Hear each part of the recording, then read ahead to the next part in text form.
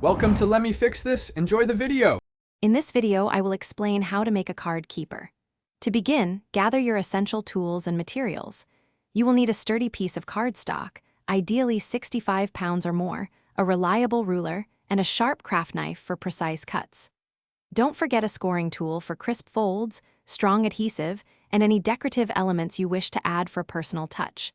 Having everything ready makes the process smooth and enjoyable. Now, let's get to the precise measurements. Take your cardstock and cut it to a perfect 9-inch by 12-inch rectangle.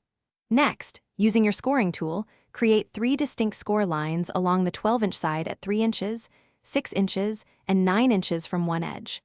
Then, rotate your cardstock and score one more line at 4 1/2 inches along the 9-inch side. These lines are crucial for your keeper's structure.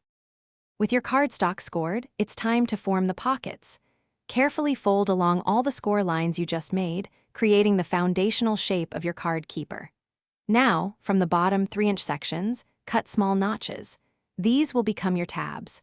Apply a strong adhesive to these newly formed tabs, then fold them inward and press firmly to secure them. This creates the functional pockets for your cards. Finally, let's add those finishing touches and personalize your card keeper. Use a bone folder to reinforce all your folds, ensuring every edge is crisp and professional looking. Now comes the fun part, decorating. Feel free to add stickers, stamps, patterned paper, or any embellishments that reflect your style. Once you are happy with the design, allow all the adhesive to dry completely. Then, your custom card keeper is ready to organize your cards beautifully. Thanks for watching. If you found this helpful, don't forget to like and subscribe.